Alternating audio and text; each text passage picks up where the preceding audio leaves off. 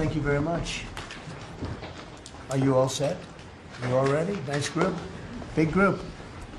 But I want to thank you all for being here as we prepare to celebrate Labor Day, when we honor the incredible hardworking men and women of our country, which is doing very well, I have to tell you.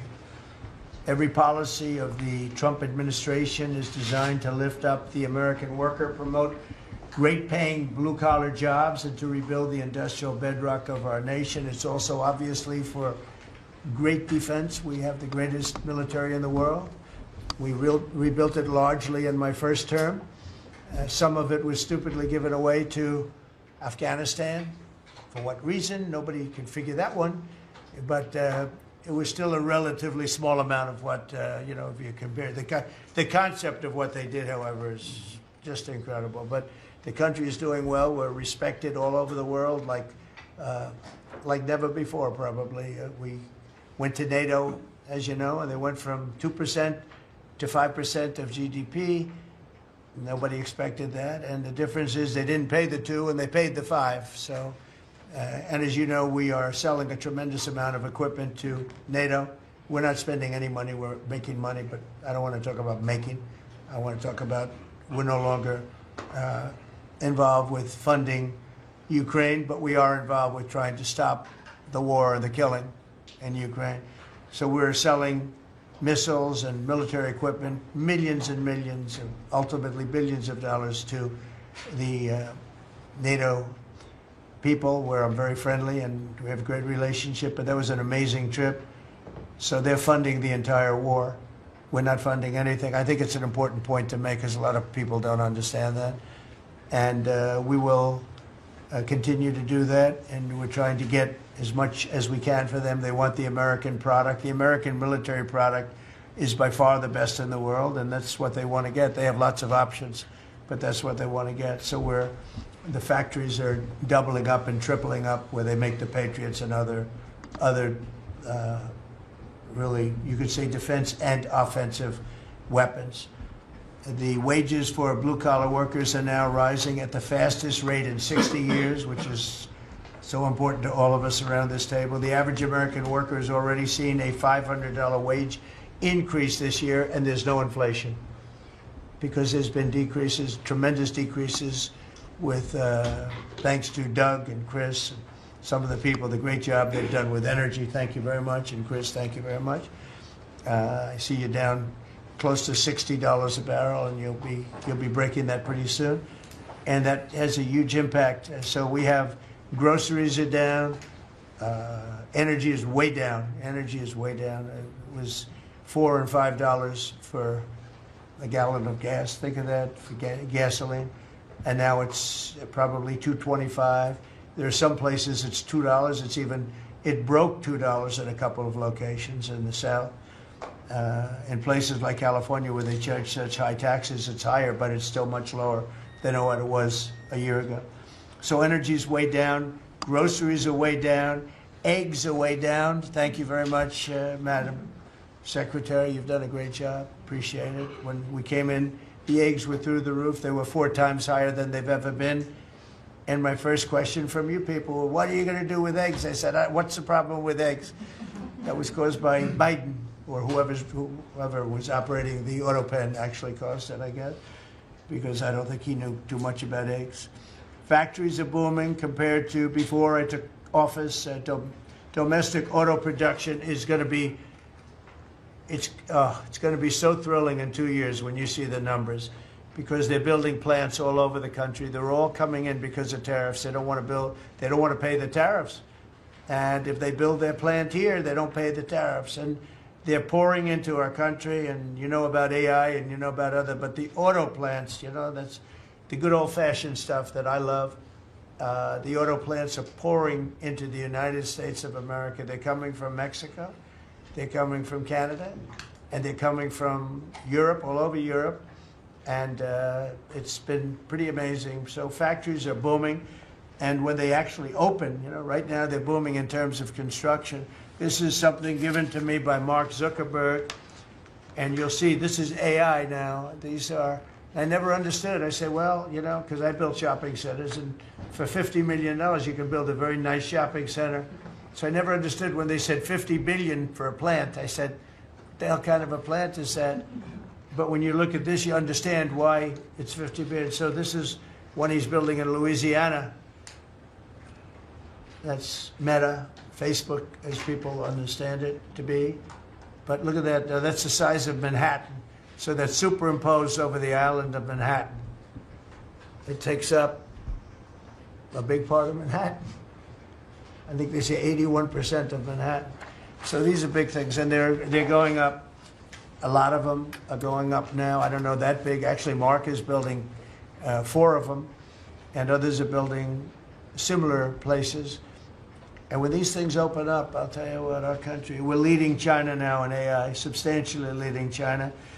And the reason is because we're letting them build their own electrical facilities. We would need double the energy that if you take all of the electricity that we produce right now in this country, you'd have to multiply it times 2 or maybe 3 times. So 3 times more than we have right now for everything, to operate your toaster and everything else, okay? 3 times more.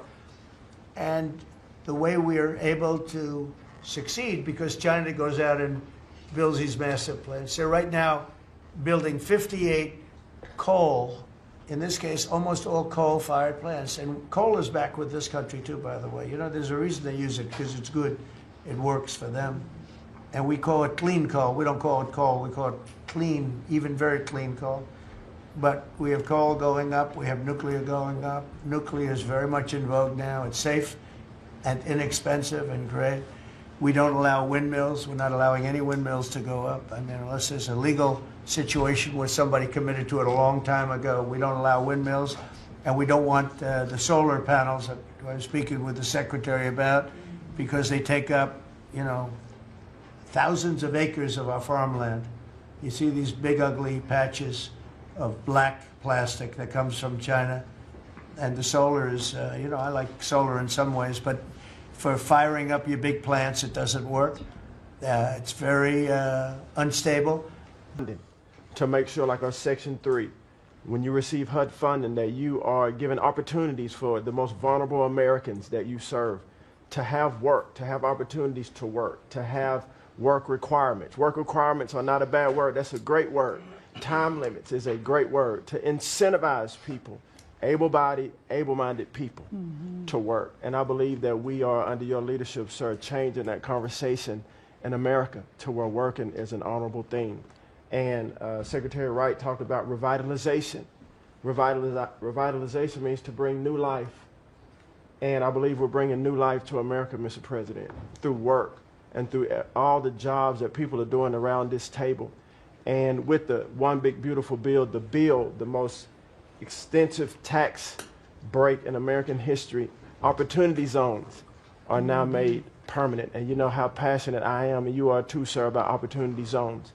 And so this will allow us to continue to build affordable housing around our country. And Mr. Vice President, I'm coming your way.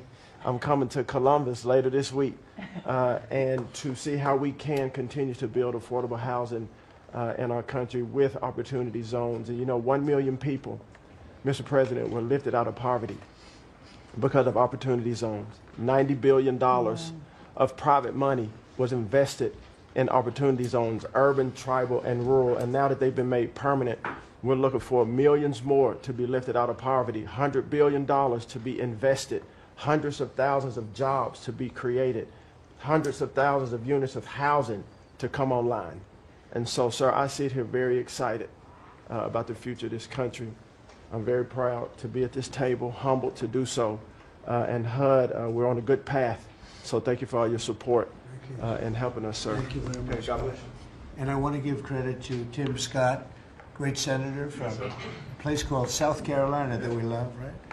And Tim really came up with opportunity zones, and we did a good job of working with him, and together we created something that nobody speaks of very much, but it's probably the most successful thing that's ever been done of its kind. It's been amazing. So Tim Scott deserves a lot of credit for that. Thank you. Thank you. So Russell, go ahead. Thank you, Mr. President. And I get the opportunity to go hand by hand with all of these people as they move their DRECs through the Office of Management and Budget. And I wanted to zoom out for a second In the first term, you gave us a goal of 2 for 1. And then we outperformed it through your leadership. We came in at around 5.5, 6 for 1. And then as you're running for your second term, you put out a goal that, when you put it out, I was thinking to myself, that's going to be a pretty ambitious goal. You said 10 for 1. Well, where we are right now, in just 1 month, in 1 year, basically 8 months, we are at 245 deregulatory initiatives planned by these agencies. That comes out to 30 for 1. So we are making incredible strides, and as you're focused on the details of each one, I mean, these aren't small things. Endangerment finding is one of the most deregulatory things in the history of this country. NEPA reform, incredibly deregulatory. WOTUS just came in, which is Waters of the United States. So every single one of these agencies is doing incredible work when it comes to deregulatory, and when you add that to the work being done to get us going on energy, reduce spending, we're going to lower costs for the American people, we're going to be able to have innovative jobs and get them back to work. So thank you for your leadership, Mr. President. Thank you. Great job, Russell. Appreciate it. John, central casting, I call him. He's central. Well, Mr. President, I'm grateful to be with everyone today, and as we're talking about jobs and workforce at CIA, consistent with your directives to all of us, we've embraced your mantra for a leaner, more effective, more efficient workforce.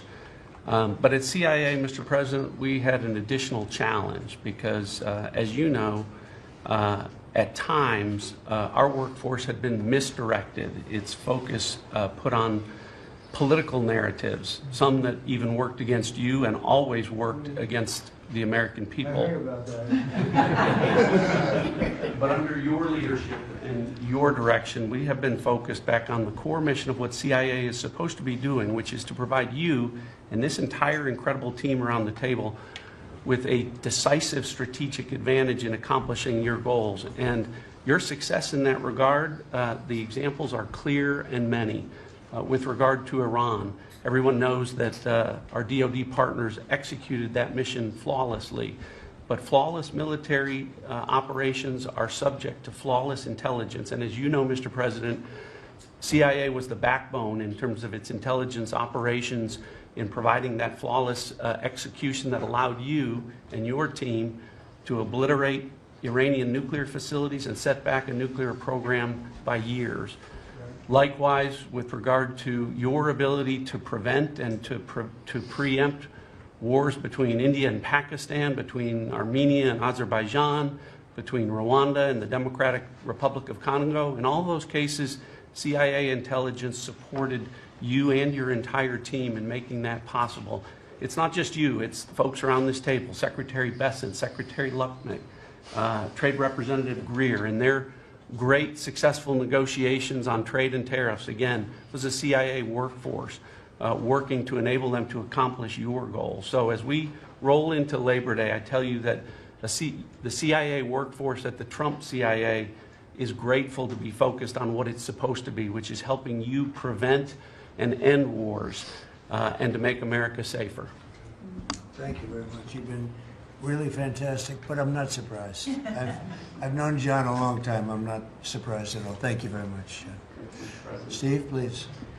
Mr. President, working for this government, for you, is the greatest honor of my life. I tell it to everybody, and I really do feel that way, and I thank you, because it's a privilege to go out there and represent you in your humanitarian effort, in your goals of solving conflicts all over the world. I think there were actually more than 7 conflicts that you put to bed in the last 8 months. And I hear these, I travel all over the world. In Hostage Square, they talk about you reverentially. It's really quite amazing. I sometimes wish that I had a cam recorder with me and I could put you right there as I listen to it. I was in Gaza, the first American diplomat, on your behalf, and as we delivered food and aid pursuant to your new aid initiative, pushed forth by your great Secretary of State, Marco Rubio, who it is a privilege for me to work alongside. The people were applauding you. The signs were up. I mean, these are people who I just don't think you get the proper credit for it all. We are negotiating multiple entries into the Abraham Peace Accords because of your vision. Azerbaijan, all these different conflicts that we're out there on your behalf on, these are people who have never really seen the world change in this way. Peace through strength really, really works. Russia, Ukraine, Iran, Israel, Hamas, we're having meetings all this week on all three of those conflicts, and we hope to settle them before the end of this year. Your team is nothing short of incredible. And there's only one thing I wish for, that Nobel Committee finally gets its act together and realizes that you are the single finest candidate since the this Nobel Award was ever talked about to receive that reward. Beyond your success is game-changing out in the world today. And I hope everybody one day wakes up and realizes that.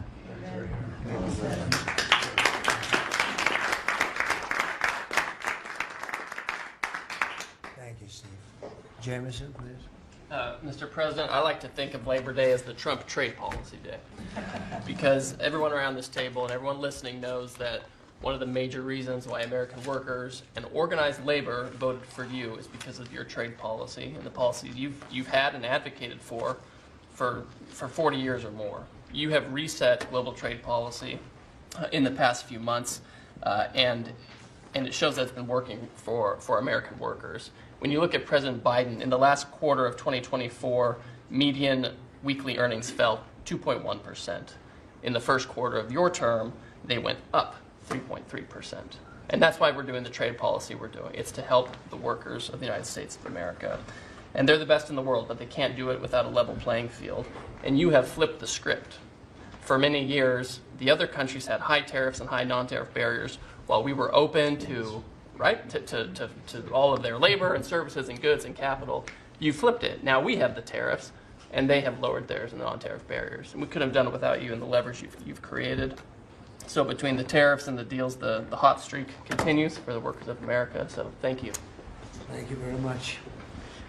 Really good job, by the way. He's a good negotiator. Very good negotiator. Thank you. Please. Yeah. Well, Mr. President, I feel like, as everybody here has talked about how great working with this team is and all, but I do feel a special need that you've given me the privilege of working with the best of America. I get to take care of the veterans. I get to take care of the veterans who Labor Day really finds its roots in, if you think about it. We wouldn't have Labor Day if it wasn't for men and women who would leave their jobs and go fight this nation's battles to keep us free and independent so that they would have jobs to come home to. And over the past few years, they've been coming home to many times a government that was keeping them back, holding them back, taxing them, regulating them. And now we have veterans who represent the bill, the big, beautiful bill, they're the beneficiaries of.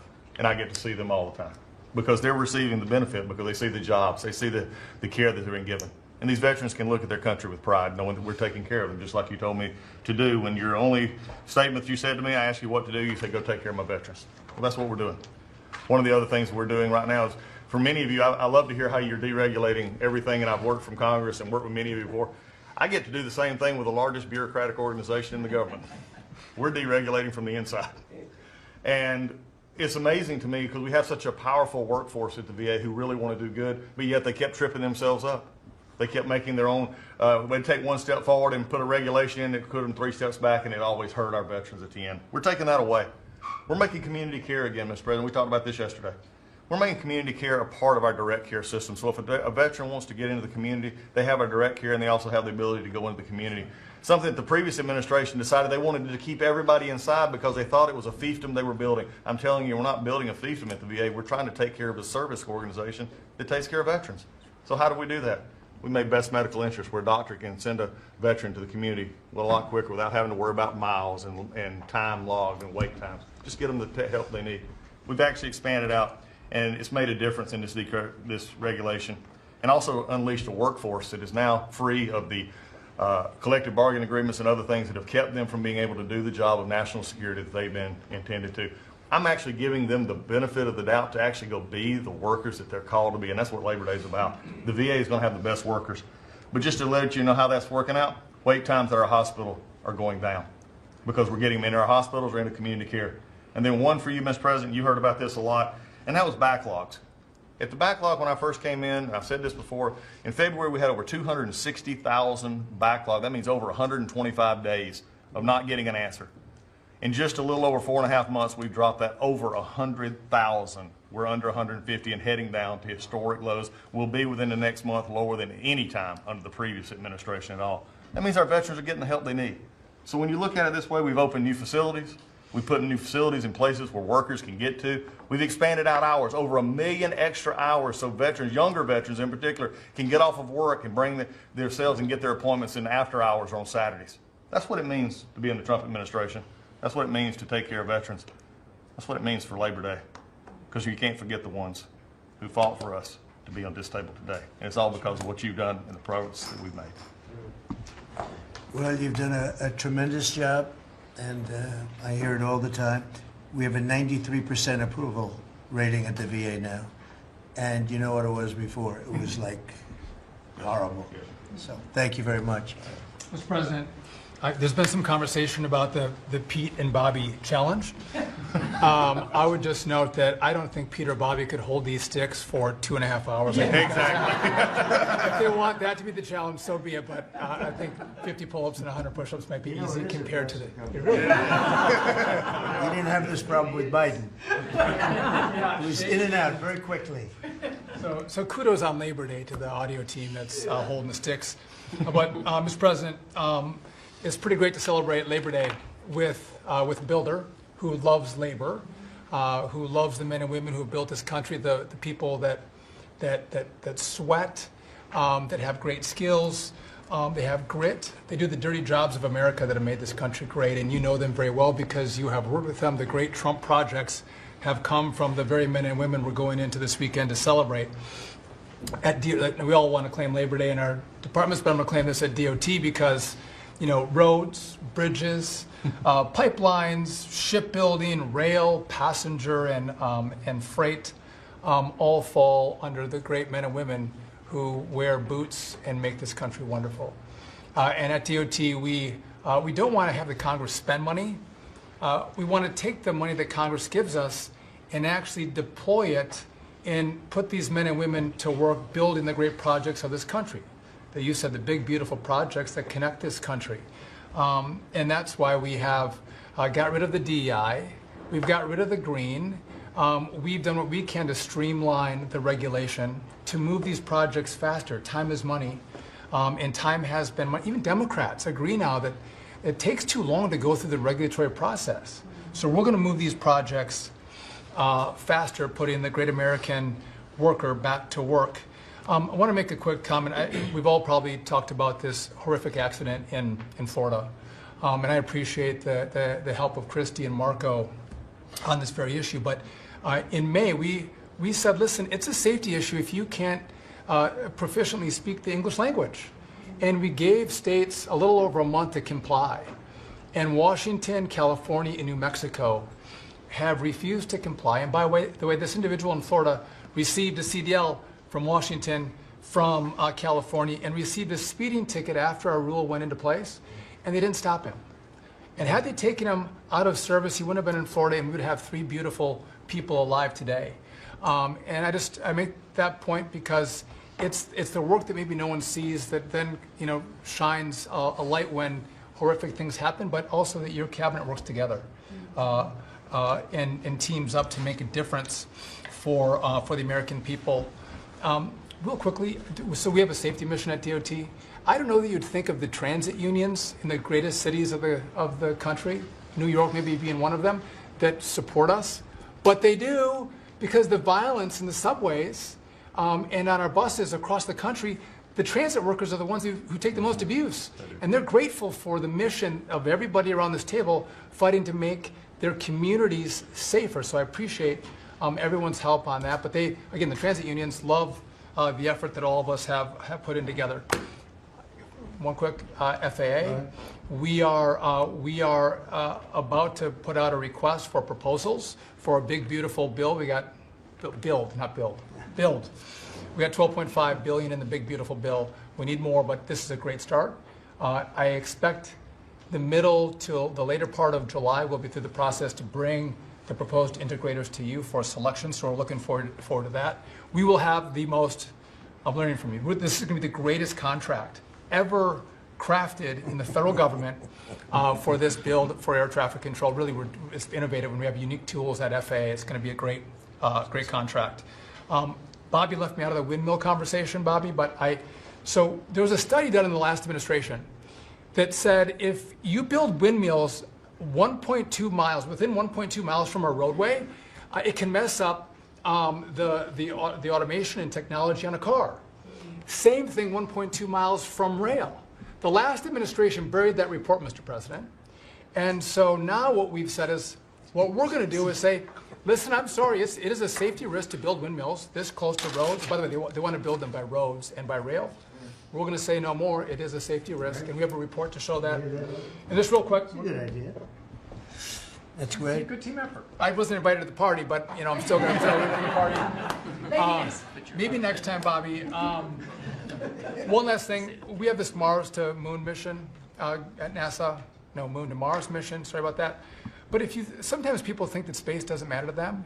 But if you look at every rocket that's launched, the machinists, the truck drivers, the electricians, the welders that build these rockets in the industry that has developed over the course of the last 10 years in space, it's truly remarkable. It's not just rich guys sending up rockets in partnership with NASA. There's a whole industry of working men and women who we celebrate this weekend that build, refurbish, design the rockets that are making America the leader in space. So thank you for your leadership, and happy to celebrate this weekend with you, Mr. President. Really great. And he is doing a good job at NASA too, and we are, I think we'll have some pretty exciting announcements, and you enjoy it. And fun. I said, how about temporary? He said, well, can I go a little bit longer? He loves it. He loves it, and he's doing a really good job. Thank you very much. Appreciate it. Howard, please. So, making America great again is one of the key statements, and people don't always understand what you mean. So, we always talk about 1870 to 1913, but in the mid-1980s, America owned more of the rest of the world than they owned of us.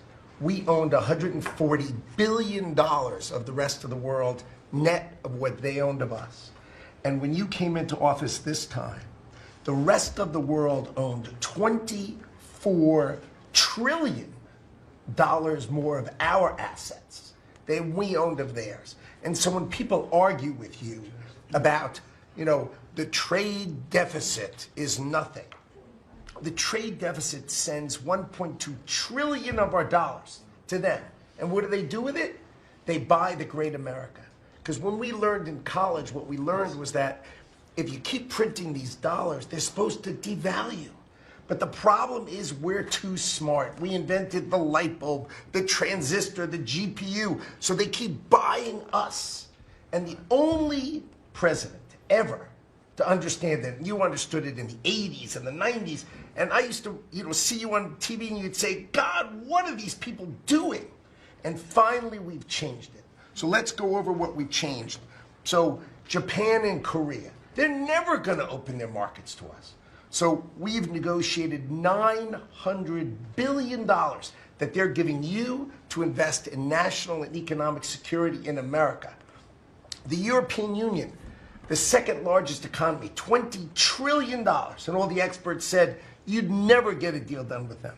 And watching you in Scotland was my favorite thing, right? 15%. They'll pay us 15%. And we will pay zero. So we can export to their $20 trillion economy, and they can pay to come to the great American consumer, right? So, a couple of other things. 4 days before you took office, the Commerce Department, which had the CHIPS money, they set up this thing called NatCast, which was a make-believe not-for-profit. And they signed contracts to wire them $7.4 billion. This was just nonsense. So we stopped the payment. We've got the money. It's an illegal thing to try to set up a department that's not the Department of Commerce, that kind of acts like the Department of Commerce. And what was it filled with? All these people who work for the Biden administration. I mean, it's exact corruption that you talk about. $7.4 billion now clawed back. Last week was the most fun. In 1 week, Intel came in, right? The Biden administration had given $11 billion to Intel, given it to them, done. Corporate just gift. And you turn that into really, it was like less than 5 minutes of conversation. And Intel agreed to give us 10% of their company, which of course was worth $11 billion. So it's not socialism. This is capitalism. If you give someone $11 billion, who's just building in America, they're not doing something special, they're building in America. And their CEO told the president he didn't need the grant. And you said, well, then why don't we get something for it? So it's amazing. You're going to watch semiconductors come home, right? We don't produce semiconductors. We've got $165 billion for TSMC, but you're going to watch the whole ecosystem come home because Donald Trump is the only president who understands the magnet to make them come home is one word, which used to be your favorite word. Now it's dropped to number 4, which is tariffs, right? Tariffs are going to bring semiconductors home. They are going to empower Bobby to execute MFN. Tariffs are going to be one of those tools that he's going to use to do that. We're going to do it for furniture. We're getting autos. We got steel, aluminum. I mean, it has been a blast, a blast. So 2 more things. The Department of Commerce is going to start issuing its statistics on the blockchain because you are the crypto president, and we are going to put out GDP on the blockchain so people can use the blockchain for data distribution, and then we're going to make that available to the entire government so all of you can do it. We're just ironing out all the details so we can do it. Patents. We have given tens, if not hundreds of billions of dollars to universities for them to do research, and they invent things. And you know who owns those patents? The universities. So we are going to make a deal with them all, which is if we give them the money, don't you think it's fair that the United States of America and the taxpayers who funded it get a piece of that, right? So we wrote a letter to Harvard, so Linda and I working together. I mean, it's so much fun to work with everybody here. I mean, we just have a blast, because Linda's hitting Harvard and she says, what can we do? And now we send them a patent letter and we'll hit them again. So we're having fun together. This is the greatest cabinet working for the greatest president, and I just want to say thank you. I'm having the time of my life working for you, Mr. President. Thank you. That was very well stated, wasn't it? Some things people don't think of too much. Thank you very much. Great job. Pete? Sir, well, amen to what Howard said. And I would just say, heading into Labor Day from the American military, sir, we happen to be the largest employer in America. We like to think we have a different form of employees. Yeah. Who need to be the toughest and the strongest and the most well-trained and the most lethal. And under the previous administration, and for decades, frankly, it was social justice, it was political correctness, it was divisive ideologies seeping into the ranks and changing how well we do our job. No more. Now it is only merit-based, gender-neutral, colorblind. The best of the best from the top to the bottom. That's our expectation. And sir, you've enabled that. So from the troops directly, which they ask me to say all the time, thank you for your leadership, for your boldness, for your clarity, for common sense, for providing a shield for the rest of us to put America first and to apply peace through strength. We're in the strength business. That's our job, is to stand behind everybody here and alongside John in everything they do to keep the country safe. And the world is noticing. And I wish everybody could. There were 2 meetings yesterday that I think tell the story. One was, because today happens to be the 4-year anniversary of what happened at Abbey Gate in Afghanistan. Mr. President, you had the families in, who you've met with multiple times, who, when the cameras were on and not on, acknowledged, sir, you were the only one that gave them a proper greeting, that recognized what they gave their sons and daughters in the debacle that was the withdrawal in Afghanistan, that we will bring accountability for the Defense Department through our investigation. That's good. But at the same time, the world sadly took notice. Whether it was Israel, whether it was Ukraine, those wars never would have started if you were president. Instead, they looked at the foolishness of Joe Biden. Under your military, your Pentagon, we are restoring deterrence. Whether it's Midnight Hammer and those beautiful B-2s, 37 hours straight, whether it's counter-drug operations in our own hemisphere, whether it's the border, working with Christie and the national security team, whether it's LA, whether it's Washington, D.C., you name it, whether it's Europe. Our allies paying 5%, now our allies in the Indo-Pacific stepping up to do the same. That's a recognition that American leadership is here. And then in the second meeting, we were talking about what we're doing in D.C., and Pam's taking the lead. I have to say, just pause for a second. When I look around this table, yes, there's a national security team of Steve Witkoff and John and Scott and Howard and the vice president and Susie and Christy and Tulsi, but to every person here, we work together on a daily basis. And if you call me and I call you, the answer is yes, how do we do it together? I think that's exceptional. It's what the American people deserve, and you've demanded that, sir. So I very much appreciate it. In that meeting on D.C., I started my sentence by saying, the Department of Defense, to which you said, that just doesn't sound right. So maybe next time we're here, my card will read Department of War. We'll see. But it's not, here's the thing, here's what people miss. It's not just about words. It's about the warrior ethos. It's about what the department is supposed to do. George Washington started the Department of War because he wanted us to win our wars. Our founders didn't want endless foreign entanglements. They didn't want endless contingencies and deployments. They wanted an empowered military that was, the handcuffs were taken off to fight to win, and then bring those troops home. So my platoon in Guantanamo Bay, our motto was, those who long for peace must declare for war. We must prepare for war.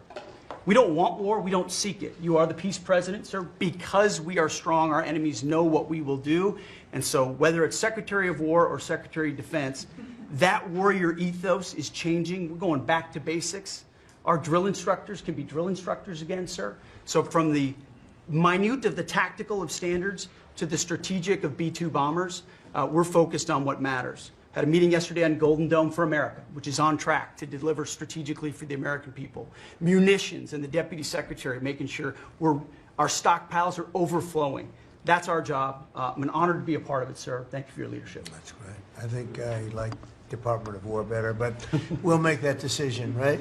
But you've been great. Thank you very much, sir. So Marco, go ahead. Well, Mr. President, first of all, everyone's made this comment already and needs to be echoed again. You were elected as the President of Working Americans, and that's why this Labor Day is so meaningful. For me personally, this is the most meaningful Labor Day of my life as someone with 4 jobs. And so,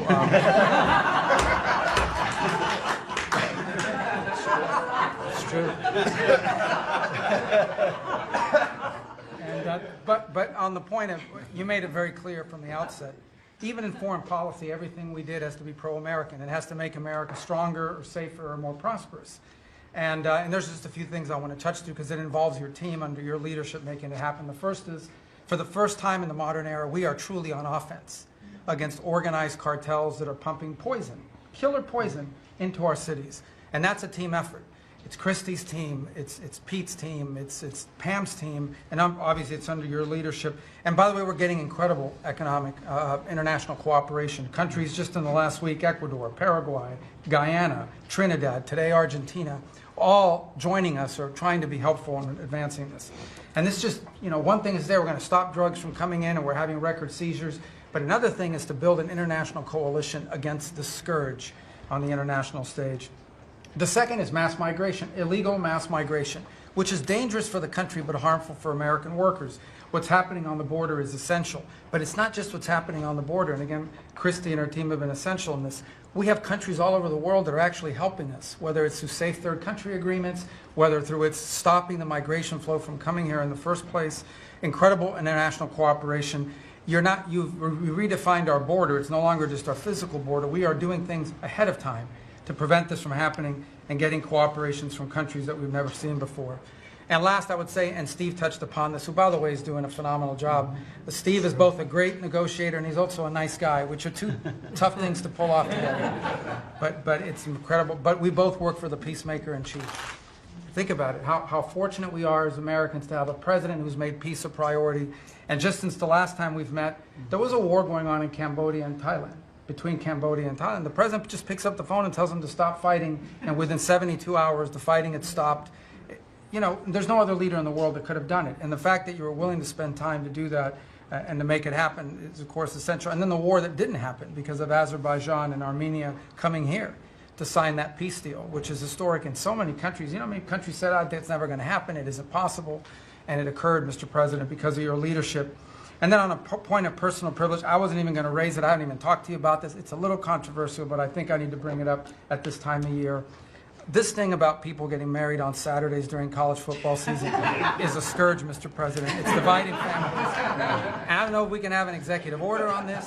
It's insane. But it's really difficult. There's 7 other months of the year that people can get married, so I just wanted to say that because it's very, very difficult. Thank you. Fantastic. Thank you very much. Doug, please.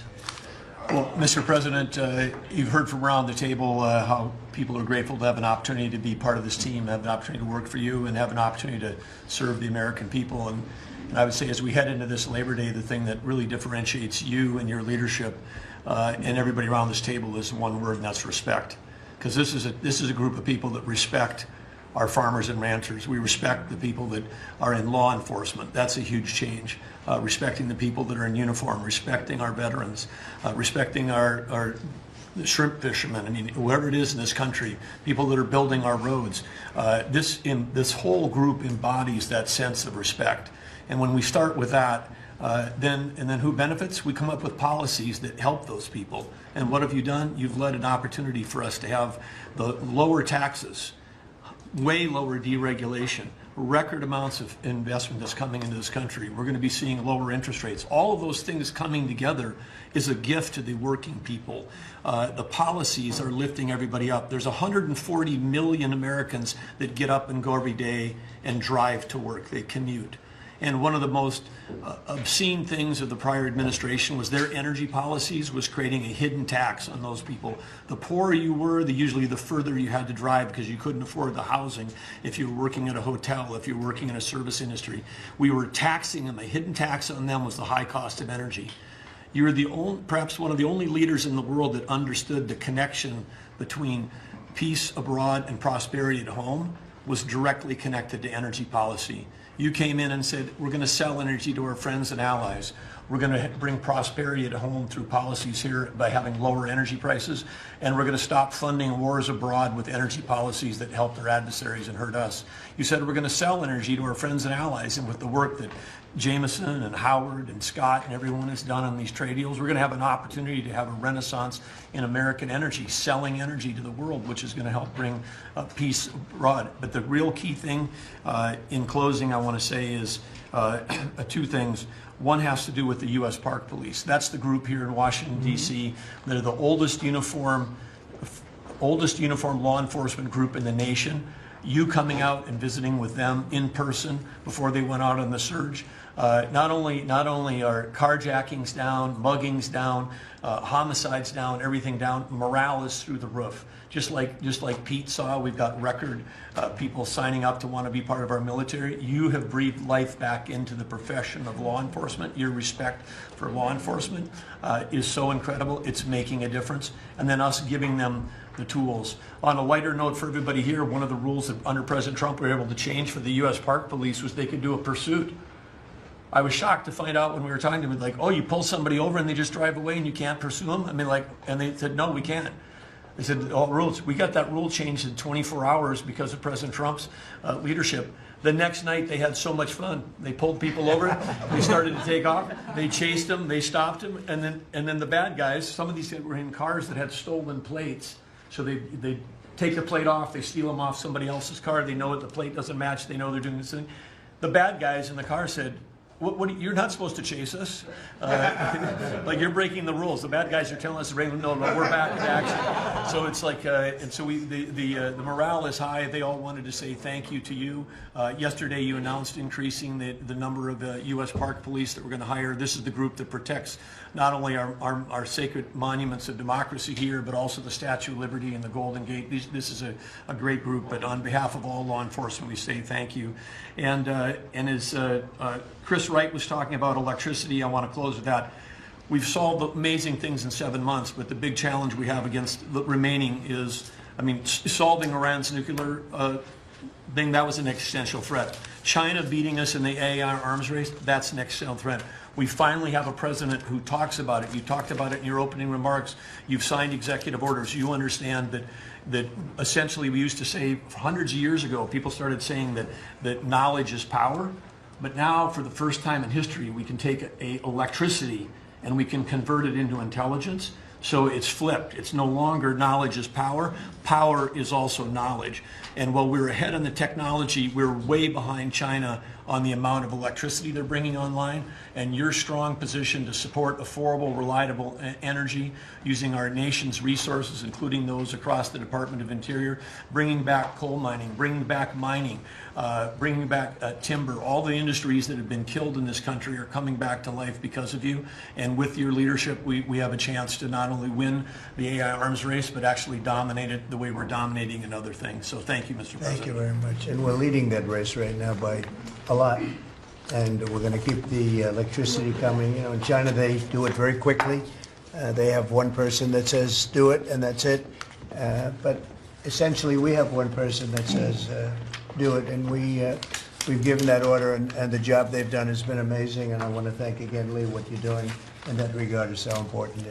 And the rapidity, just as fast as them, because it's a question of a week versus a day, and that's not going to make the difference. But you've done fantastically, and Doug and Chris, amazing job. So we've done this for a little while now. I don't think you've ever seen anything like it, and you know, I think Sean was right. These guys that are holding these up, if you ever try holding your hand out for 2 hours, that's a long time. These are pretty strong characters. You've been doing that a long time, I guess. Congratulations. Are you getting tired? Are you getting tired? I'm looking at these guys. They look like they have no problem. It's amazing, actually. It's I think they would have beaten you guys in the test. So I want to thank you. If you want, you know, it's been a long time. If you want, we could go in and we can call it a day. And feel free then to ask some of the questions here. Look, I believe in very open, you know, we want to be open, above board. We want to be honest with the media. I wish the media was totally honest with us, but I think they're getting better, to be honest with you. And so we'll see. But if you want to take a few questions, you really On a serious note, when it comes to Fed Governor Lisa Cook, her lawyer has said that they're going to be filing a lawsuit challenging this legal action. What is your response? Are you prepared for a legal fight? And then a little bit more. Oh, sure. Always. You always have legal fights. Look, I had a legal fight that went on for years with crooked people, with very horrible people, people that have been found out now between John Ratcliffe and Tulsi and Pam. And I mean, the things that we found out, of course, it's a very, very sad group of people. But no, she seems to have had an infraction, and she can't have an infraction, especially that infraction, because she's in charge of, if you think about it, mortgages, and we need people that are 100% above board, and it doesn't seem like she was. Yeah, Mr. President, first, I would love to ask you a serious question, but I have to tell you the biggest pop culture news of the year broke while we were in this cabinet meeting. Travis Kelce and Taylor Swift are engaged, and the world wants your reaction, sir. Well, I wish him a lot of luck. I think I think he's a great player. I think he's a great guy, and I think that she's a terrific person. So I wish them a lot of luck. On a serious note, Mr. President, in May, Secretary Rubio said that they were aggressively removing visas of Chinese students. Yesterday, you said you wanted to allow 600,000 Chinese students to study in the United States. Could you and the Secretary clarify what is the policy on Chinese students in the United States? Well, we think we're, look, we're getting along very well with China. And I'm getting along very well with President Xi. I think it's very insulting to say students can't come here, because they'll go out and they'll start building schools and they'll be able to survive it. But I like that their students come here. I like that other countries' students come here. And you know what would happen if they didn't? Our college system would go to hell very quickly. You'd have, and it wouldn't be the top colleges. It would be colleges that struggle on the bottom. And you take out 300,000 or 600,000 students out of the system. I like having, and I told this to President Xi, that we're honored to have their students here. Now, with that, we check and we're careful and we see who's there and Marco once said, we spoke, we're in the same position. But we have a tremendous college system, the best in the world, nobody even close. That's why China sends them here. And you can call it an industry if you want, but you're talking about millions of people. And I'm honored to have the students from China come here. And we're just getting along very well with China. And it's a different relationship than we had for years, where they took hundreds of billions of dollars, just sucked it right out of our country. They respect us again. I respect them. The relationship is very good. I think it's important that these are two very major powers, nuclear powers at that, but two very important powers. You know, when I get along with Putin, when I get along with President Xi, when I get along with these people, that's a good thing, not a bad thing. We're tough and we're smart and we're strong. We get along.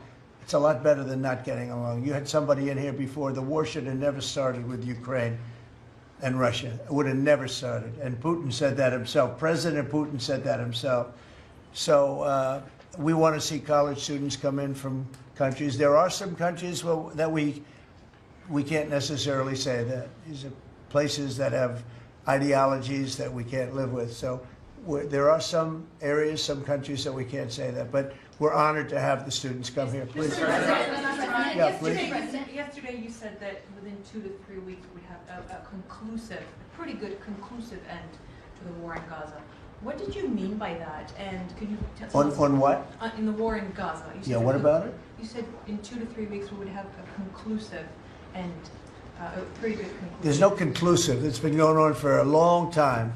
You're talking about, I guess if you really add it up, Steve, you're talking about thousands of years, okay? It's been going on there's nothing conclusive, but hopefully we're going to have things solved very quickly with regard to Gaza and also with regard to Ukraine and Russia. Mr. President, who are you considering for the replacement to nominate for Lisa Cook, and what economic background or history are you? Well, we have some very good people for that position, and I think we have some very good people. We're down to, I think I maybe in my own mind have somebody that I like, but I deal with Scott and I deal with Howard, and we're dealing with a lot of people actually that are going to be involved in that decision ultimately. It's a very important decision. As we see, I got a bad recommendation when I went with Jerome too late. It's just, he's too late. His nickname is Too Late, costing us a lot of money, hurting the housing. Our housing industry is good, but it could be phenomenal. Most of this country, in economic terms, has been phenomenal. We've never seen anything like it. Because of him and his high interest rates, the housing is less than it could be. We're going to get that straightened out very quickly. He gets out very quickly, fortunately. He's been the wrong guy. Not a bad person, I don't think, but I do think he has motives, by the way, but I don't consider him. I've dealt with worse, but he hasn't done the job. The recommendation from a certain person was not a great recommendation. That person vouched for him, but we're doing a very careful study. We'll see what happens. Look, we just put a very good man in one position. We might switch him to the other. It's a longer term and pick somebody else, but we're very happy with the person we have in there. And we'll have a majority very shortly, so that'll be great. Once we have a majority, housing is going to swing and it's going to be great. People are paying too high an interest rate. That's the only problem with housing. We have to get the rates down a little bit. And when we do, it's going to be a tremendous difference. The country is doing so well. It sort of blows through the fact that we have a man who's too late and not doing a very good job. Please, in blue. Mr. President, regarding crime in D.C., something that might help especially ladies is being able to carry. I know you've talked about reciprocal carry. Would you like for that to apply here in Washington, D.C.? When you say carry, I assume you're talking about carry what we're talking Concealed about, right? or, yeah. In other words, carry a gun. Is that right? Would you like to carry a gun? I would like to, yes, sir. You'd feel a hell of a lot better, right? I absolutely would. I agree with you 100%, okay? Okay, great. But I'll tell you, within another couple of weeks, it's hard to believe what's been accomplished in 12 days, but within another couple of weeks, you won't have to carry. You're not going to have to carry. You're going to be safe.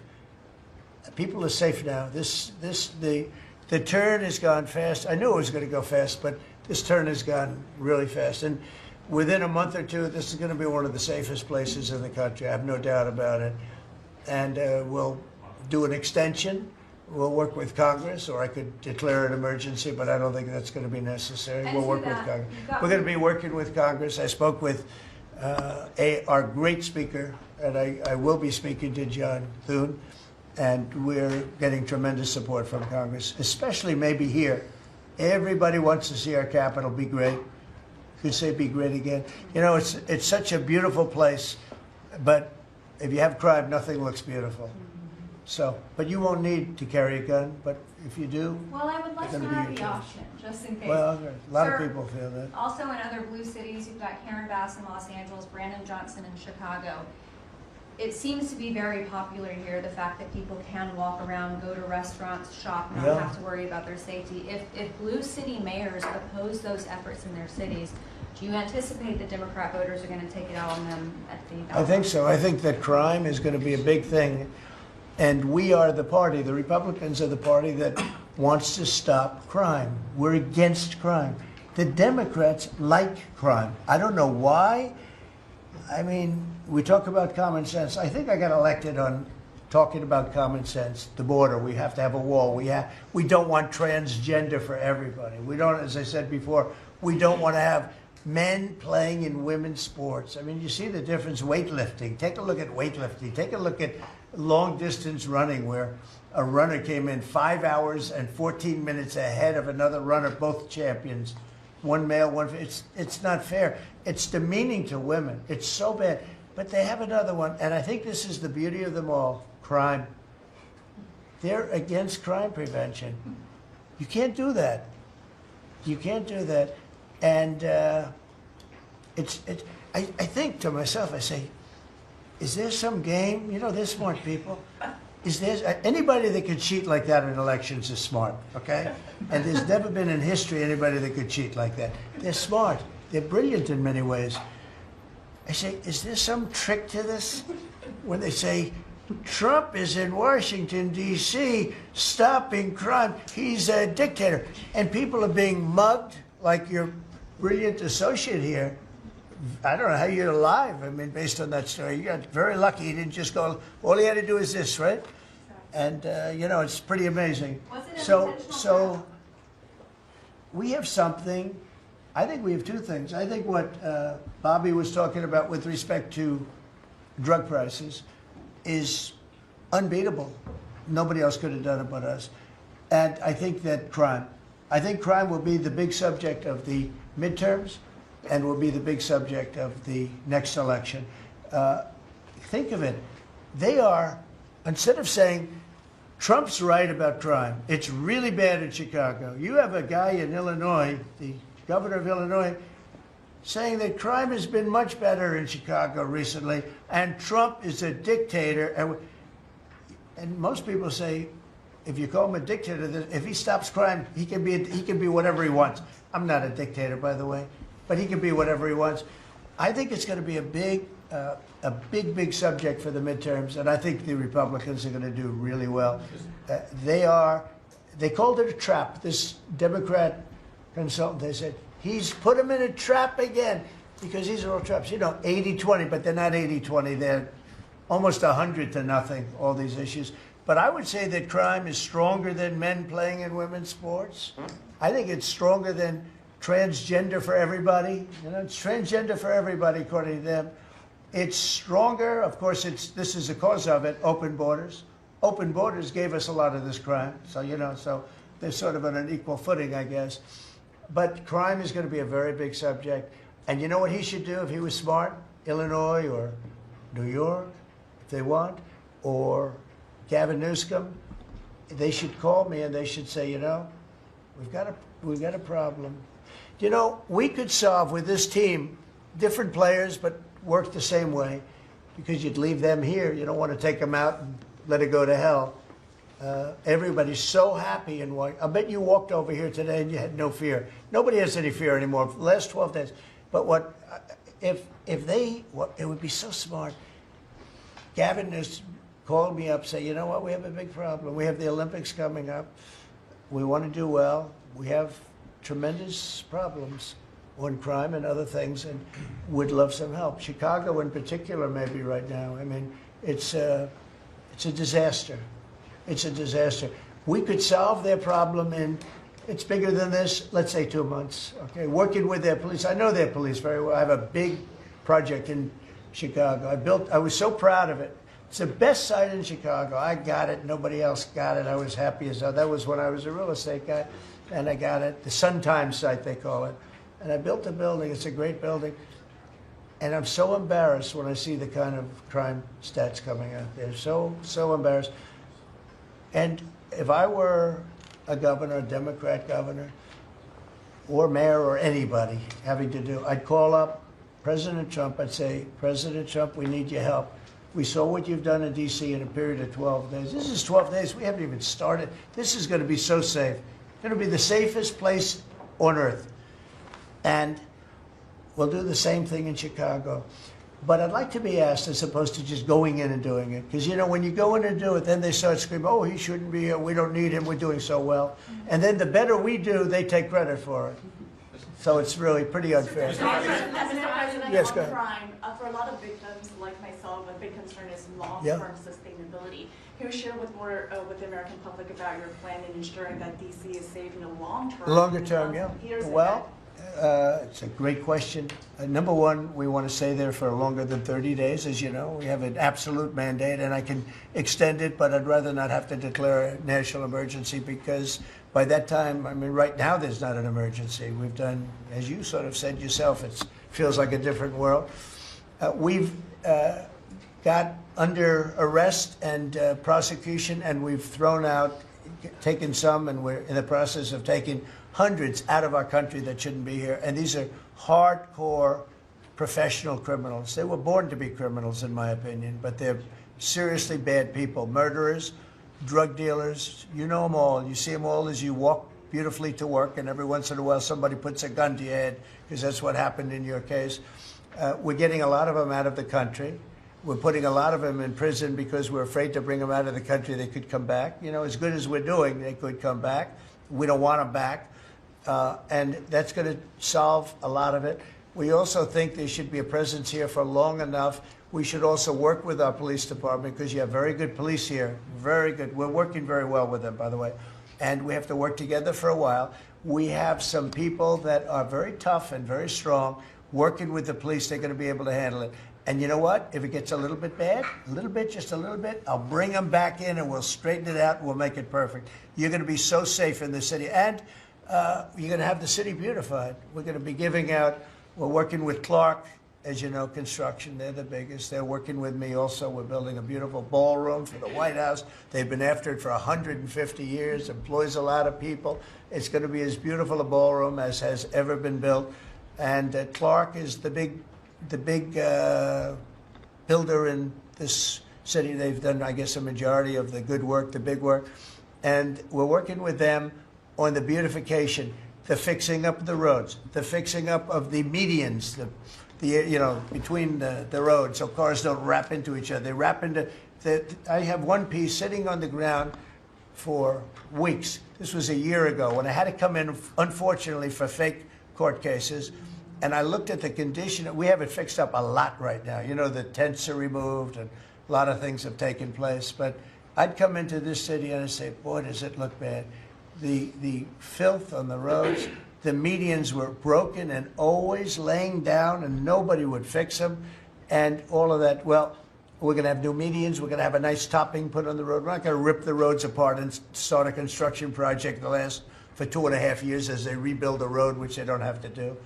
And we're going to have this place so beautiful. That's going to be a part of it. Now, the biggest part is crime, but it's also a part, you know, when you see a dirty city, it's like I told, I don't know, it became the #1 thing viral. I said my father, he's a smart guy, he's a great guy, he's a loving, wonderful father, but he could be a little on the tough side.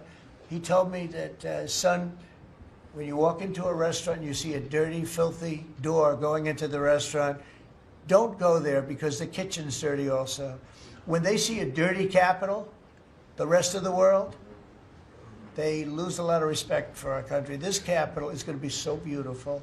We're going to have new poles, new lights, new fences. It's stuff that, when you add it up, it's money, but it's peanuts compared to what we're talking about.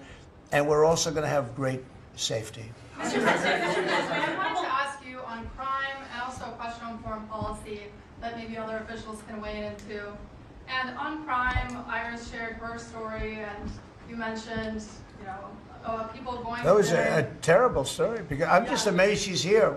When the gun is, Pam, when the gun is put to the head, did they ever capture these people, by the way? I kept calling, but I haven't heard back about this guy. It'd be really great if you could maybe give the information. She's very good at capturing people, you know? She's very good.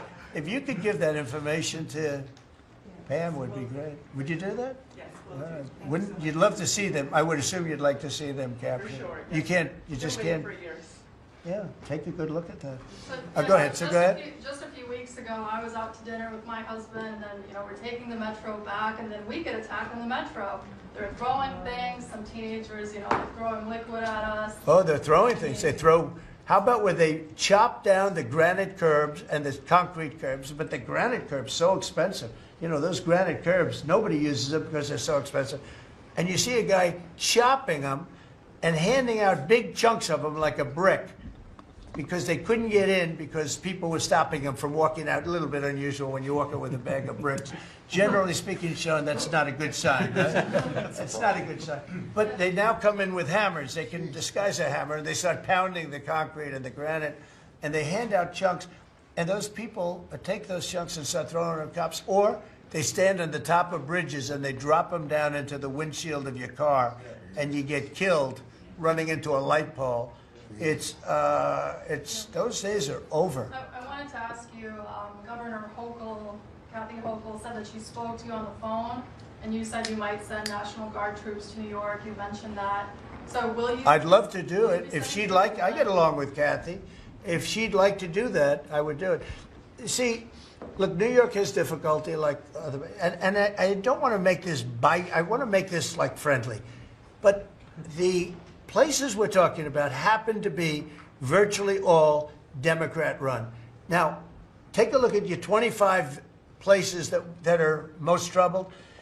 Everyone, except maybe one, and it's way back in number 24 or 25, but essentially 25 out of 25 are run by Democrats, and cashless bail was a disaster. When they did that, and I believe it was instituted first in New York, but when they did cashless bail, that was a tragedy for this, because that's when it really started getting bad. When somebody kills somebody, you don't say you can come out, you don't have to put up anything. You put that person in jail, and you find out whether or not it's true, but you don't give cashless bail with a promise to come back in a couple of months. We'll start talking to you, because they go out and they kill other people, and you can't do that. The cashless bail has been, you know, it's just a woke thing. It's got to stop. You see that, Christy, better than anybody. It's got to stop. It causes unbelievable, and we're doing that. We're stopping it in D.C.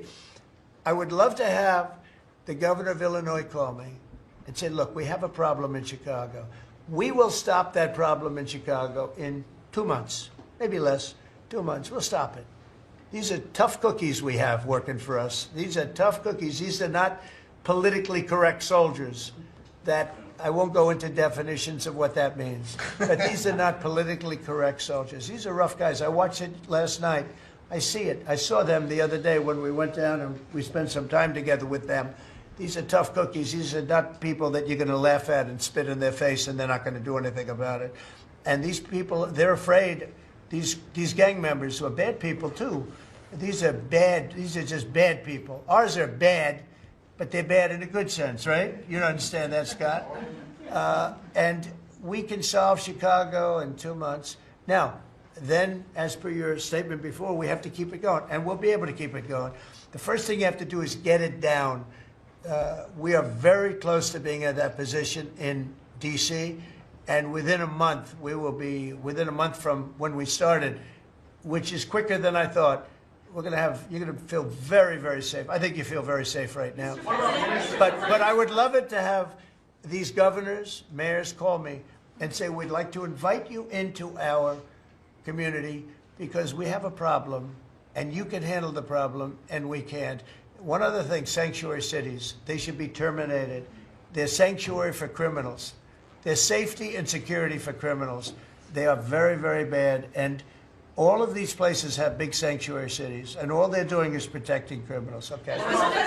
questions about Lisa. You have spoken out very strongly for a long time about what you see as the weaponization of government. Yeah. Is your administration weaponizing No. government by digging into the mortgage records of officials you don't like? No, they're public. I mean, you can find out those records. You can go check out the records yourself. And you should be doing that job, actually. You wouldn't do that because that's not the kind of reporter you are. But you should be doing that job. I shouldn't have to be doing it. If you did your job properly, we wouldn't have problems like Lisa Cook. Go ahead. You were going to say something? Go. Blue? On national Please. security. I think we have to have lower interest rates, yes. A follow-up question for you and Madam Attorney General on national security. We've heard from Stephen Miller yesterday in the Oval Office that there are street criminals here in D.C. who are actually found to be doing business with transnational criminal cartels. That's right. overseas. And we know who they are, and we know who they're doing business with. And we're arresting the people, very strongly arresting, and we're keeping them there because, you know, your laws here make it very difficult. And one of the other laws we're trying to get done, because you have 14-year-old kids that are just as tough as a 25-year-old kid, just as dangerous, and they carry the same gun. And we have to make a provision where they're treated like older people, because these are seriously tough, bad. They're children, but they're criminals, and they're really bad criminals. And they're used by older people because they never get charged because you can't do anything to them. But we are getting that changed, Pam, I hope, because you have 14-year-old kids that are evil, they're sick, and they have to be put away. Something has to be done because you can't have a society where they're allowed to walk the street. You know that better than anybody. On your way to Alaska. I can't believe it. You're not tired holding that? I have a few more questions. How strong are you? How strong are you? Look at him. He's been holding that thing for 3 hours. You're a good fisherman. Well, Go ahead. On the way to Alaska, you had mentioned that there would be severe consequences if Vladimir Putin did not agree to a ceasefire. Yeah. After that summit that was rolled back, given the negotiations, is he back on the clock now? I want to see that deal end. It's very, very serious what I have in mind if I have to do it, but I want to see it end. I think that in many ways he's there. Sometimes he'll be there and Zelensky won't be there. You know, it's like, who do we have today? I got to get them both at the same time. But I want to have it end. We have economic sanctions. I'm talking about economic because we're not going to get into a world war.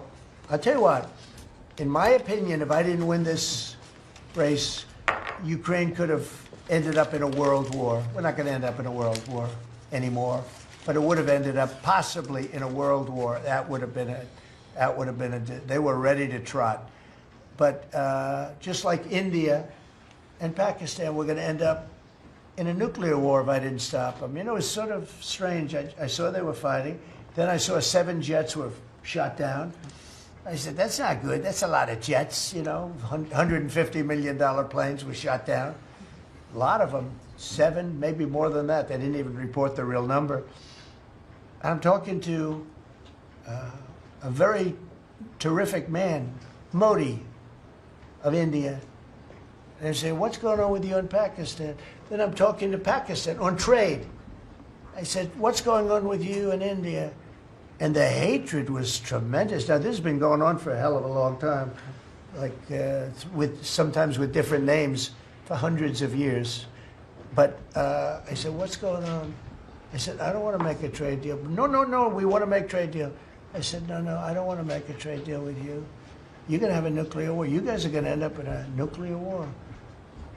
And that was very important to them. I said, call me back tomorrow, but we're not going to do any deals with you, or we're going to put tariffs on you that are so high. You were there, Howard, right? Yeah. You're going to put tariffs on you that was so high, I don't give a damn, your head's going to spin. You're not going to end up in a war. Within about 5 hours, it was done. It was done. Now, maybe it starts again. I don't know. I don't think so, but I'll stop it if it does. We can't let these things happen. The Russia-Ukraine situation, last week, 7,012 soldiers, 7,012 soldiers died. They were Russian, they were Ukrainian, they weren't American, so a lot of people would say, what do you care? They're not American. I care. They're There are 12,000, over the last couple of weeks, over 12,000 people died in like in 2 weeks. You know, we're talking about crime where somebody's killed here or somebody.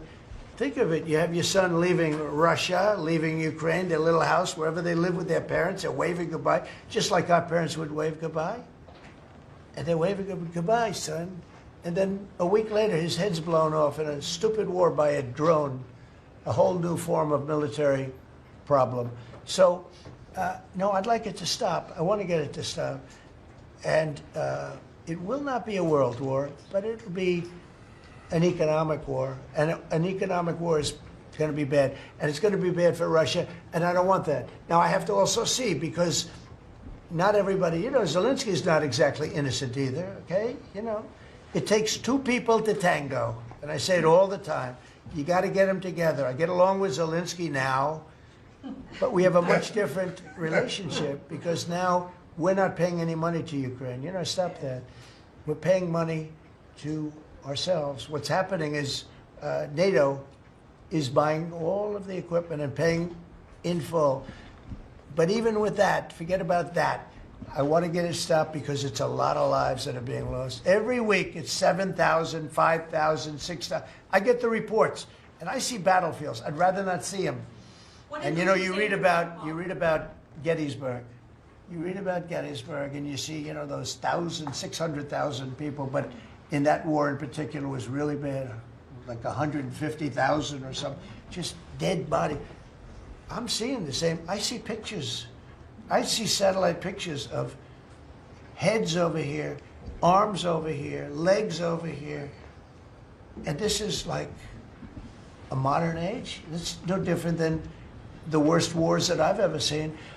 And if I can stop it because I have a certain power or a certain relationship, I had a very good relationship with President Putin. Very, very good. That's a positive thing again. And I think I'm probably the only, Steve Witkoff would tell you I'm the only one that can solve it. I don't know. He's told me that a few times, unless he was saying that just to build up my ego, but it's not really. I have no ego when it comes to this stuff. I just want to see it stop. Thousands of young people, mostly young people, are dying every single week. If I can save that by doing sanctions or by just being me, or by using a very strong tariff system, that's very costly to Russia or Ukraine or whoever we have, you know. But I stopped 7 wars, and 3 of those wars were going on for more than 30 years. You know, if you look at Congo, if you look at, just look at any of them, almost all of them were going on for an extended period of time. Now, interestingly, one had just started. It was 2 days old, and you know that one. And we did that one when we were in Scotland negotiating. It was 2 days up, but there were 2,000 dead bodies laying on the border, and I got that one stopped too. And I'm very honored by that, but I still, the one that I thought would be the easiest is turning out to be the hardest. That's President Putin and President Zelensky, but I think I'll get it done. Why do you think that is? You never know. It's war. Can you stop the family? With war, you never know, right? War's very tricky, very horrible. But with war, you never know. Things change. People go into war, think they're going to win the war, and then they get their asses kicked. And they lose their country, and they lose millions of lives. Nobody goes into a war thinking they're going to lose. They go in. I'm sure that Ukraine thought they were going to win. It's going to be, you know, we're going to win. You're going to beat somebody that's 15 times your size. Biden shouldn't have let that happen. Biden shouldn't have. I mean, the man was grossly incompetent. He should have never been there. That would have never happened. But you don't go into a war that's 15 times your size. Do you think the Fed just put out a statement saying that Lisa Cook has indicated through a personal attorney that she'll promptly challenge this action in court, seek a judicial decision that would confirm her ability to continue. That's all right, whatever it is. It says the Fed will abide by any court decision. Thank you very much for reading abide that. by a court decision. I abide by the court, yeah. I abide by the court. Yes, please. That's enough. That's enough. Mr. Go ahead. President, what other companies are you thinking about taking stake in?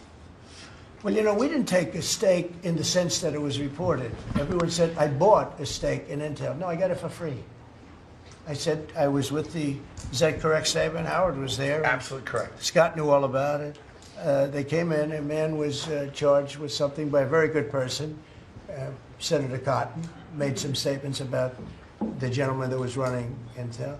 When he came in, and I said some rough things about him, I said, I'm not happy with it, and they called, and he was very devastated at what I said. I said he should immediately resign.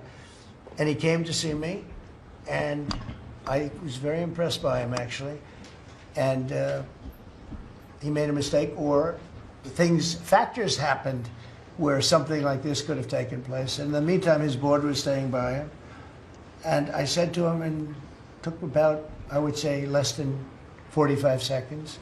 I said, you know what you should do if you're smart? Give the United States of America 10% of your company. And he looked at me and he said, I'll do that.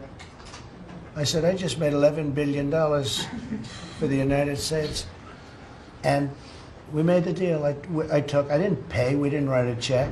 Now, I guess Biden, with his stupid CHIPS Act, handed money to all these people that didn't need any money. It didn't do anything. You know, they're giving billions of dollars to everybody. They all have so much money, and they have more money. But there's no commitment that you had to build. They just took all this money. It's the stupidest thing I've ever seen. See, with tariffs, they have to come in. Because if they don't come in, they can't sell into our country. So it's power, and you don't have to give up any money. But I said to him very simply, I'm glad we're straightening this out, because everyone thinks I bought in. No. I said, it would be great, we'd be a great partner for you, and I want to see Intel do well. You know, Intel was a great company, and it can be a great company again. But I said, I think it would be good if we own 10% of your company. He said, I'll make that deal. And it happens to be worth $11 billion. So we made $11 billion for the country, and then I was criticized by some of the fake news media. That's not the American way. Actually, it is the American way. Now, if I can help other countries or do those deals with others, I would do that. I think it's great. It's good. Builds up our balance sheet. Let me tell you, our country is becoming very rich again. You don't see it. When the CBO came out on Friday and said, we just found $4 trillion, and that goes to reduce our deficit, $4 trillion, and it was from the tariffs. Our country is becoming very, very rich again. I hope you get used to it. You know, you're going to have to get used to it. In addition to reducing the deficit, any update on your previous talking about potentially giving Americans a tariff rebate check? Well, we have a lot of money coming in, rebate check for the Americans, and it's coming in at tremendous numbers. Don't forget, I would say, Scott, we probably are talking about right now 50%, maybe even less than that. With all the money you're hearing is coming in, you're talking about, a lot of it hasn't kicked in yet. And when it really kicks in is in 2 years when these plants are built and opened and the money starts pouring in, right? But, there's a concept of making you could call it a dividend, as we would say, making a dividend to the people in this country who have had to suffer through stupid leadership. And they paid a lot of taxes, and they got nothing for it. Or they got attacked, like you were, okay, for it. No, there's a possibility. Primarily, we want to pay down debt, but there's a possibility that we take a piece of it and pay some.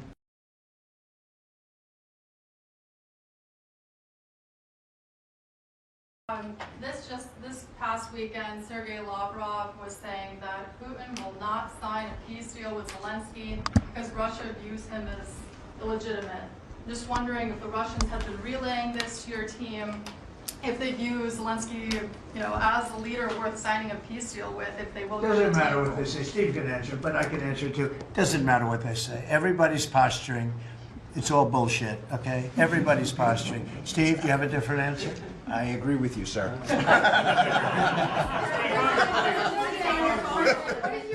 this city, there are 500 people short of the police department, police. In New York City, it's 3,000. In Chicago, it's 1,300. Would they have had to bring in troops from the National Guard if the police departments in this country were fully staffed? Defund the police. How bad did that turn out for America? It's an interesting question. I was surprised when I heard how many police were here. It's not a really big area, and I think they said they're down to 3,200 police or something like that. I said, that's a lot of police. And I was a little bit surprised, because to me that's a big force. and it's not a big area, but it is what it is. There's a lot of crime. You have a lot of, don't forget, you have a lot of police that weren't allowed to do their job. When I came in, as you remember, we made tremendous strides in a little conflict that we had going at the time because I allowed our military to make the decision.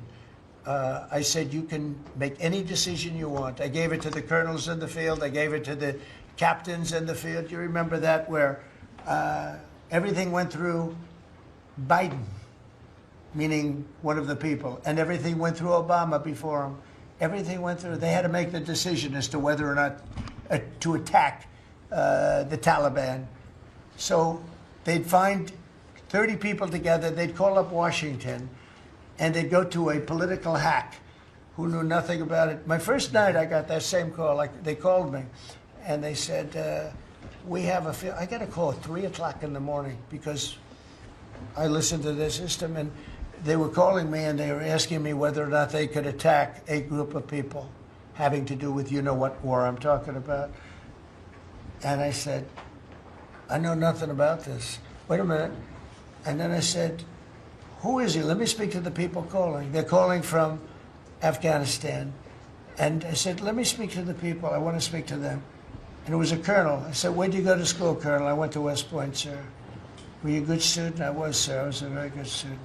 So you're calling the White House to ask for permission to attack, and by the time you get the answer, how long does it take? Sometimes 2 or 3 weeks. So by the time you get the answer, the people that you want to attack have already left, right? He said, how did you know that, sir? I said, let me ask you, so you're a good student, you went to West Point, and you love the military, right? Yeah. You make the decision. And I gave all those guys that went to all these great schools, and they're all military people, I gave them the right to make their own decision, and we kicked ISIS's ass.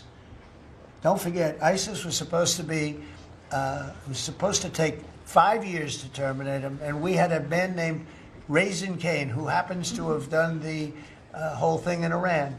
He's a great general, and he's a wonderful guy too, believe it or not, but he's a great soldier.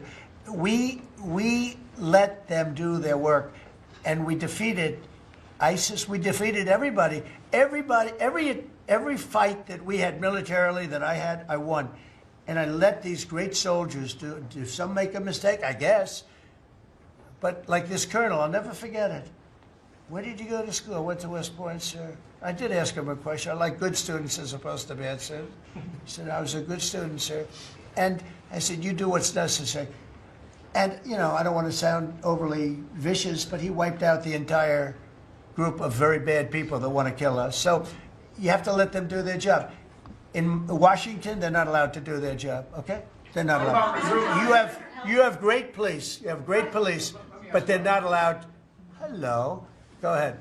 On Congress, Mr. President, would you be open to a year-long continuing resolution? I'm always open to whatever is necessary. Look, here's the problem in Congress. You have Democrats that will never vote for anything. I could say that we're going to lower your taxes by 50%. We're going to guarantee you free cities, safe cities. Nobody will ever get touched, molested, beat up, shot in the head. We're going to give you the greatest country ever. We need your vote. And they won't vote. And they do it in unison. The only thing they do good is cheat on elections and unite. You know why they unite? Not because they're good or they're loyal people. They unite because they're afraid. They're afraid of the radical left. And you can't get their vote. So we have a vote coming up at the end of September. And I think we're going to pass it because we have the majority. And I think almost every Republican will vote for an extension. Because no matter what deal you make with these people, look at Schumer. He made a deal a year and a half ago, and after making the deal, he's been almost run out of the party. He's not the same man. He's not the same man. He's finished. He aged 20 years. He's become a Palestinian, by the way. We call him our great Palestinian senator. But Chuck Schumer, and I wrote him a letter. I said, Chuck, that was really great. Thank you very much. And somebody gave the letter to the press, not me. And he was destroyed because they thought I was being sarcastic, and I wasn't. He made a great decision. It kept our country open. It was a positive. But you can count on almost no vote. I mean, I see things. I'll give you an example, crime. So we're going to pass a bill to stop crime. We may not get one Democrat vote, okay? We may not get one. So when you say continuing resolution, I guess so, and it's going to be passed exclusively by Republicans. On Mr. President, why do you use you mentioned in Iowa that you wanted to see sir? some changes to the H-2A visa program for farm workers. Right. You mentioned in Iowa that you want to see changes. Do you want to see that before the fall harvest? Well, I love both groups, and we take care of our farmers, and we also take care of the people that want bad people out of our country. And we're working on something that's going to work really well. We take care of our farmers, but we also have to take care of those people that voted for me because they don't want criminals in our country. And we're working on something where we can take care of both. Mr. President,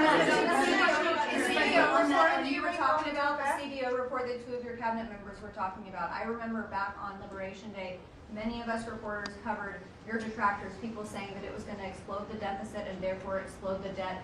Who all has called you to say I was wrong? That's very good. You know the answer to that. Okay, yeah, please. Governor Pritzker said yesterday that he, at a press conference, that he would encourage nonviolent resistance to the National Guard if they were sent to Chicago. What's your response to that? He said what? That he would encourage nonviolent resistance if the National Guard is sent to Chicago. Look, this guy doesn't know what resistance is or nonviolent resistance is. He's a bad politician. It's amazing. I mean, if he didn't have the money, he wouldn't get any votes because there's no compelling reason to vote for him. The guy's a major loser. But it would be nice if he would call me. I would change my mind immediately. He said, you know, because everybody knows Chicago is a hellhole right now. Everybody knows. It's not like he's saying Chicago has much better numbers, right? Well, what's much better? You mean 100 people are going to be murdered? It's going to be much more than that.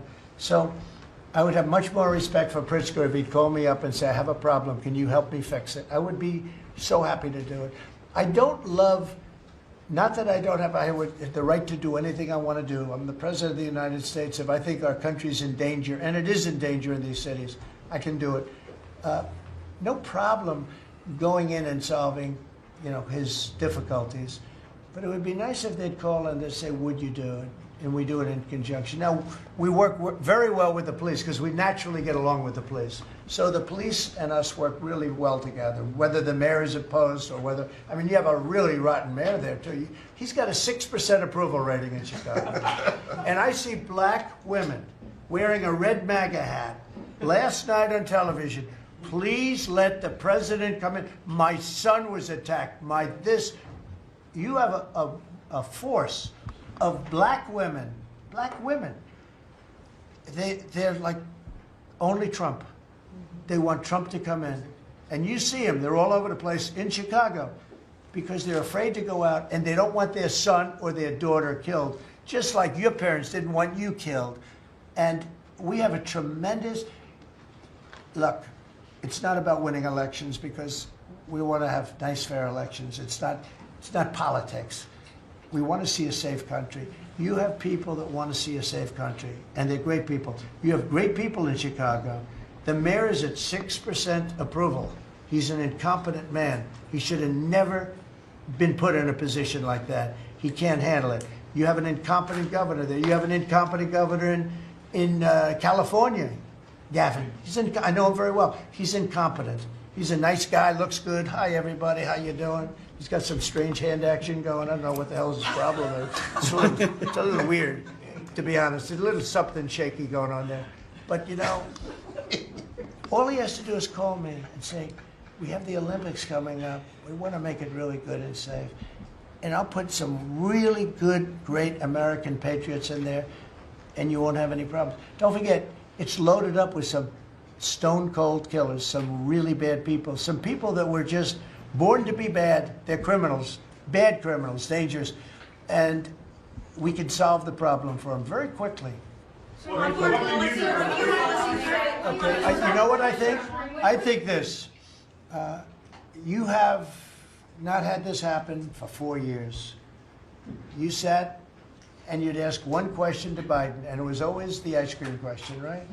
What flavor ice cream do you like best? I like vanilla. And that was the end of the conference. I think now we've One done more enough. question on These this. people are very busy.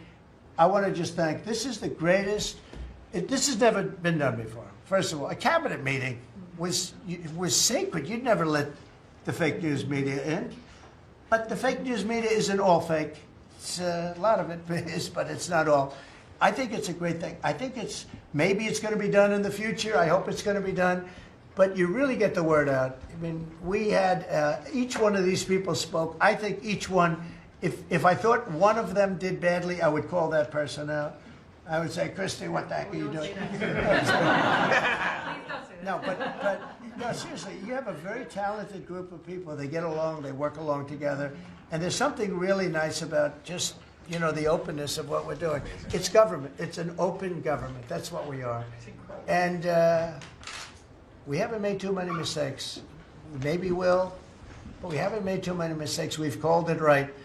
And I think you can be very proud of your country.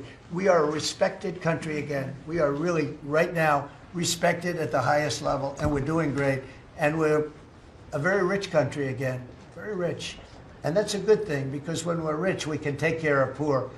And that's what we're doing. And we're taking care of crime. And I hope, just in finishing, I hope that Illinois, I hope that New York, I hope that California, I hope they call me and they say, I'd love to have you come in and help us out.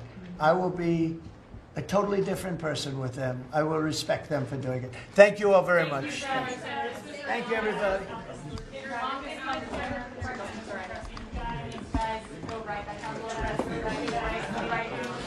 You're awesome.